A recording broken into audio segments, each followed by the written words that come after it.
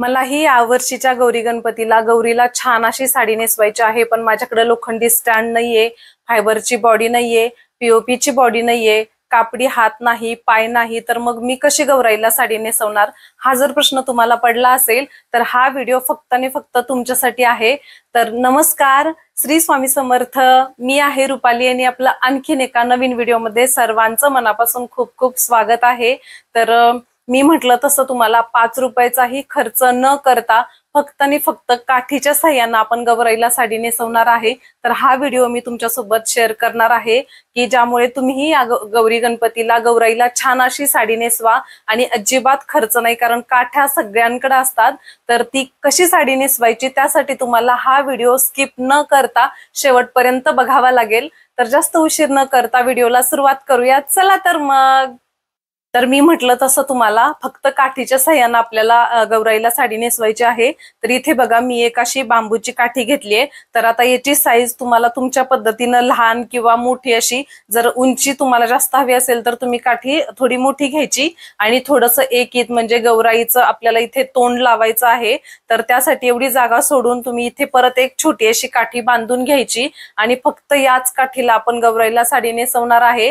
तर त्यासाठी काय करायचं आहे ते तुम्हाला पुढे सांगते। तर हा एक इथे मी डब्बा घेतलाय, तर याच्यामध्ये तुम्ही काही धान्य वगैरे असेल ते घ्यायचं आहे आणि त्याच्यामध्ये जी आपण काठी घेतली आहे तर ती काठी अशी याच्यामध्ये खोचायची आहे। आणि जर तुम्हाला आता ही खूप पातळ वाटते, तुम्हाला जर जास्त जाड अशी काठी घ्यायची असेल तर तुम्ही थोडीशी जाड मध्ये घ्या। तर त्यासाठी आता मी इथं याला छान असं पुठ्ठ्याने किंवा पेपरनं याला असं छान रॅप करून घेणार आहे, म्हणजे थोडीशी साईज किंवा जाडी अशी जास्त दिसेल। तर त्यासाठी तर चला बघूया। तर आता बघा, मी ही जी काठी घेतलीये तर इथे तुम्ही थोडीशी जाड काठी जर तुमच्याकडे असेल तर तुम्ही तीच शक्यतो यूज करा। माझ्याकडे तेवढी नव्हती अवेलेबल, म्हणून जी माझ्याकडे पातळ असा बांबू होता तर मी तेच घेतलं। त्याला मी व्यवस्थित कागद पहिल्यांदा रोल करून घेतला आणि त्याच्यानंतर माझ्याकडे ही कॉटनची साडी आहे, तर त्याची घडी करून मी त्याला व्यवस्थित असं गुंडाळून घेतलं। कारण कशासाठी? साडी नेसल्यानंतर आपली गौराई जास्त अशी बारीक लुकडी सुकडी अशी दिसू नये, थोडीशी हट्टी कट्टी हेल्दी अशी दिसायला छान दिसते गौराई। म्हणून मग मी त्याच्यासाठी थोडासा जाडपणा यायला म्हणून मी त्याच्यावरती साडीनं रॅप करून घेतलं। तर शक्यतो तुम्ही पण असंच करा, जर तुम्हाला काठीवरती गौराई नेसवायची असेल तर, गौराईला साडी नेसवायची असेल तर मी छान असं त्याला कॉटननं गुंडाळून घेतलं आणि त्याला एका दोरीनं परत गुंडाळून त्याला छान असं व्यवस्थित बांधून घेतलं। आणि त्याच्यानंतर खाली पण एक कपडा मी छोटासा आपल्याकडे ब्लाउज पीस वगैरे असतो तर ते त्याला बांधून घेतलं, कारण मग ते खाली असं सटकायला नको, खाली निसटायला नको, म्हणून त्याच्यासाठी। तर इथे बघा समोर तुम्हाला दिसतंय, व्हाईट दोरीनं मी परत दुसऱ्या दोरीनं ते गुंडाळून घेतलं होतं आणि ते छान असं पॅक केलं। तर आता इथे एक मी डब्बा घेतलाय स्टीलचा, त्याच्यामध्ये मी तांदूळ घेतलं। तर इथे तुम्ही आपल्याला 3 दिवस गौराई तशीच्या तशी ठेवायची। आपल्या घरी लहान मुलं असतात वगैरे, तर पटकन धक्का लागू नको किंवा आपलाही चुकून धक्का लागू नये, म्हणून त्याच्यासाठी तुम्ही इथं हे व्यवस्थित कन्फर्म करा की तुम्ही जी काठी खोचणार आहे ज्याच्यामध्ये, तर ते एकदम टाईट काहीतरी पाहिजे। मग ते तिथं तुमचं डोकं लावा किंवा माती पण घेऊ शकता तुम्ही एखाद्या कुंडीमध्ये वगैरे, आणि मग त्याच्यामध्ये खोचून त्याच्या भोवती 2-3 विटा वगैरे ठेवून। आता इथे मला फक्त व्हिडिओ करायचा होता म्हणून मी तुम्हाला जास्त काय टाईट करून दाखवलं नाहीये ते, तर तुम्ही ती काळजी नक्कीच घ्या। आणि त्याच्यानंतर मी इथे ब्लाउज पीस पण लावलाय बघा, जी आडवी काठी लावली होती त्याला मी ब्लाउज पीस व्यवस्थित लावून घेतला। तर आणखीन एक गोष्ट अशी सांगायची आहे मला,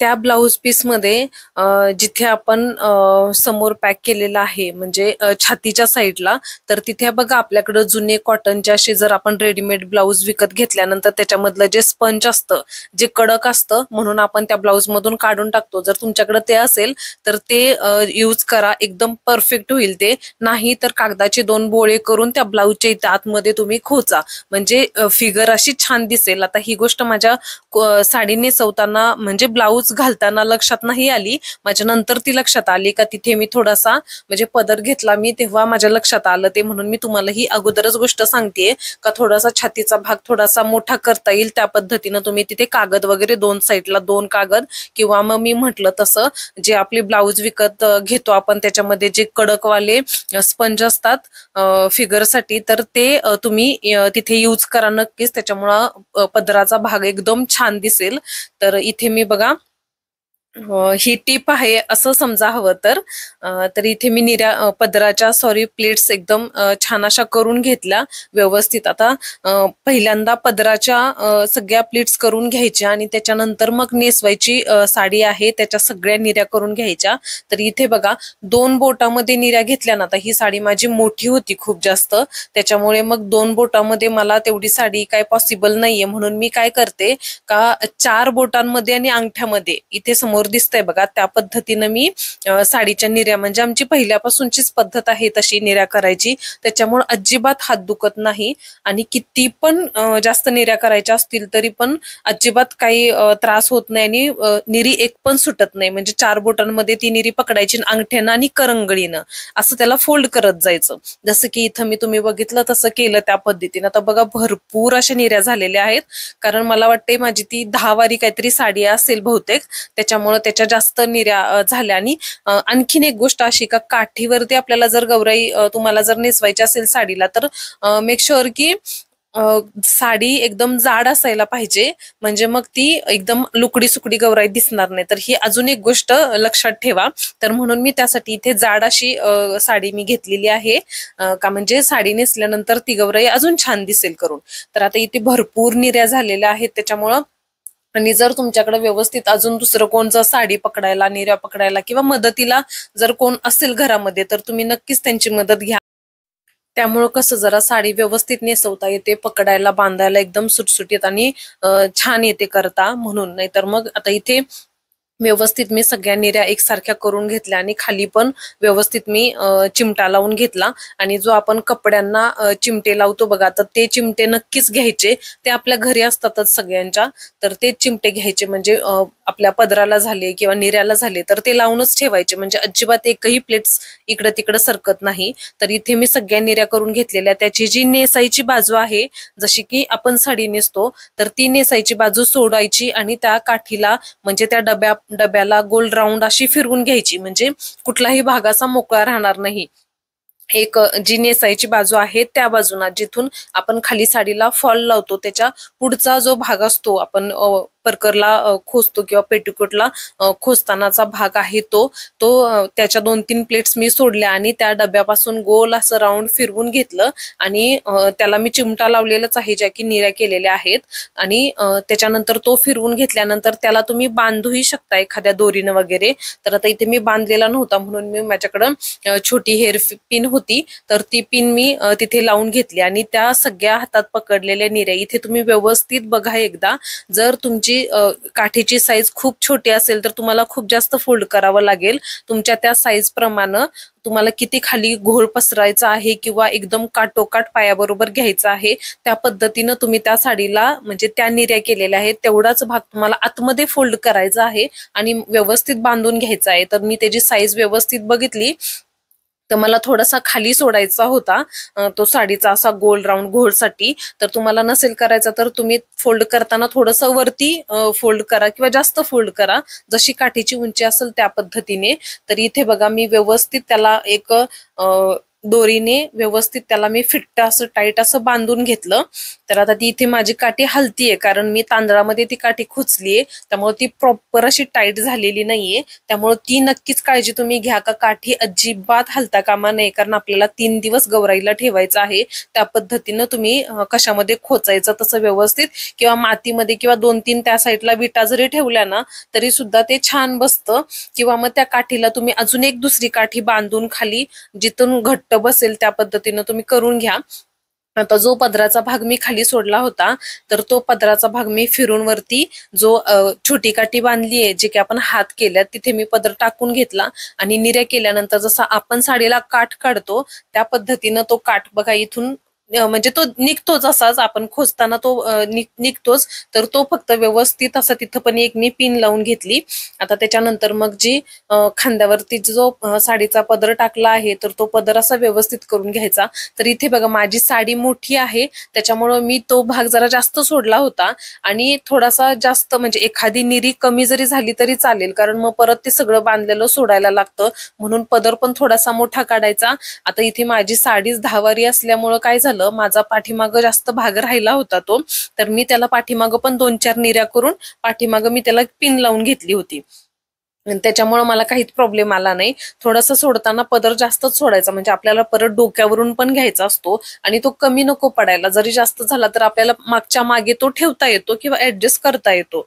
तर इथे बघा पदर मी जरा जास्तच काढलेला आहे आणि छान अशा निऱ्या मी एकसारख्या सगळ्या प्लेट्स, आणि माझी साडी मोठी असल्यामुळं तर अजूनच भरपूर अशा प्लेट्स झाल्या, निऱ्या झाल्या आणि ते किती सुंदर दिसते बघा. आता इथे मी पदर व्यवस्थित लावून घेते, व्यवस्थित करून घेते. तर त्या ज्या मी अगोदर पिना लावल्या होत्या त्या मी काढून घेतल्या, कारण मी त्या फक्त ती प्लेट सुटू नये म्हणून मी सध्या ऍडजस्ट करण्यासाठी मी लावलं होतं. तर मी काढून घेतलं, व्यवस्थित सगळ्या प्लेट्स एकसारख्या केल्या, मस्त बोटांनी व्यवस्थित एकसारख्या लाईन मध्ये तो पदर केला, जसा आपण पिनअप करतो त्या पद्धतीने केला. आणि जो मी आतमध्ये ब्लाऊज ठेवला आहे, तर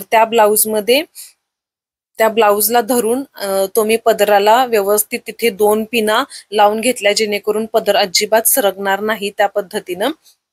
आणि नेहमी बघा तो काठ, आतला काठ आहे तो दिसेल या पद्धतीनंच आपण गौराईला साडी नेसणार आहोत, कारण ते खूप छान असं दिसतं. आणि पदर पण बघा भरपूर असा मोठा पदर काढलेला आहे. तर आता इथे आपल्याला गौराईचं मुकुट लावायचं आहे, तर ते मी तुम्हाला दाखवते.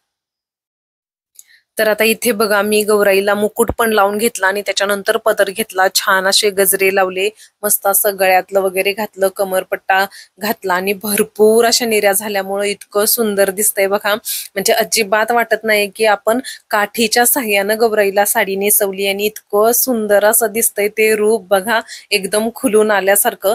तर तुम्ही पण नक्कीच या पद्धतीनं साडी तुमच्याही गौराईला नेसवा आणि मला नक्की नक्की सांगा की तुम्हाला ही साडी नेसवण्याची पद्धत आणि ही माझी गौराई कशी वाटली. तर हा बघा, हा आहे आपला काठीच्या साह्यानं गौराईला साडी नेसवलेल्याचा लुक. तर खरंच कोणीही तुम्हाला या अगोदर काठीच्या साह्यानं गौराईला कशी साडी नेसवायचं हे तुम्हाला दाखवलं नसेल, तर आज मी हा प्रयत्न नक्कीच केलेला आहे आणि इतकी सुंदर वाटते बघा. लोखंडी स्टँडला सुद्धा किंवा एखाद्या फायबरच्या बॉडीला सुद्धा लाजवेल इतका हा सुंदर लुक दिसतोय. अजिबात वाटत नाही का आपली गौराई एका काठीवरती तयार झालेली आहे.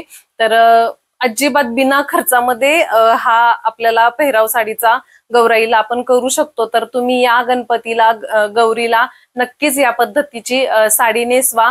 आणि तुम्हाला जर माझे व्हिडिओ आवडत असतील तर आपल्या चॅनलला लाईक, शेअर, सबस्क्राईब करायला अजिबात विसरू नका आणि बेल आयकॉनला पण क्लिक करा, म्हणजे सगळ्यात पहिल्यांदा येणारे व्हिडिओ तुमच्यापर्यंत पोहोचतील.